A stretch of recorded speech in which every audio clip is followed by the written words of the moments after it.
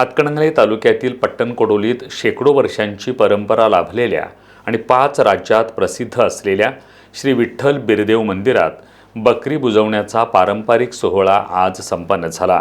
या सोहळ्याचे मुख्य मानकरी असलेल्या नारूखान पुजारी यांच्या बकऱ्यांचं पूजन केल्यानंतर मानकऱ्यांच्या शेकडो बकऱ्यांना भुजवत मंदिराच्या पश्चिमेकडून संपूर्ण मंदिराला वळसा घालत हा रिंगण सोहळा पार पडला। आषाढी एकादशीच्या दुसऱ्या दिवशी हा रिंगण सोहळा आयोजित केला जातो। यावेळी प्रसाद म्हणून आंबील आणि खिचडीचं वाटप करण्यात आलं। या प्रसंगी धनगर पुजारी समाज, मानकरी आणि ग्रामस्थ मोठ्या संख्येने उपस्थित होते। 5-6 जण आम्ही नारूखान परिवार आहे, त्यांचा मान आहे इथं मंदिरामध्ये मेंढरे पळवण्याचा किंवा मेंढरे बुजवण्याचा। त्यानंतर मग आपले समाज बांधव सगळे त्यानंतर मेंढरे पळवतात। इकडल्या बाजून उत्तरेकडून जाऊन असं निर्गुणाई देवाला गोल रिंगण घालून पूर्ण बिरदेव नगरला इथे माळवाडीला मेंढरे येतात। आणि त्यानंतर आपल्या इथं आंबील आणि खिचड्याचा मान आहे, आंबील आणि कण्याचा। हा आंबील कण्याचा मान हा समाज बांधव सगळेजण घेतात। ही जुनी परंपरा वाढ वडिलापासून जवळजवळ मला वाटते आमच्या नारूगावपासूनच परंपरा चालू झालेली आहे।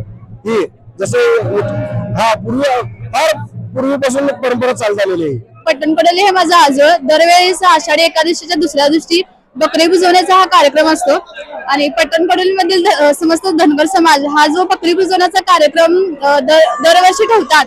हा जो ही जी संस्कृती आहे, हा जो वारसा आहे तो अखंडपणे चालू ठेवत आलेले आहेत आणि आमच्या नवीन पिढीला आम्हाला तो त्याचा अभिमान आहे आणि सर्वांनी हा कार्यक्रम आवर्जून सगळेजण पाहतात, या कार्यक्रमाचा लाभ घेतात आणि खूप छान वाटतं आणि दरवेळेस आम्ही या कार्यक्रमाला येतो। आमच्या वाडवडिलापासून 1900 देवस्थान 54 ट्रस्ट झालं, त्यावेळेपासून आमच्या ह्या नारूखांना मान आहे बकरी बुजण्याचा।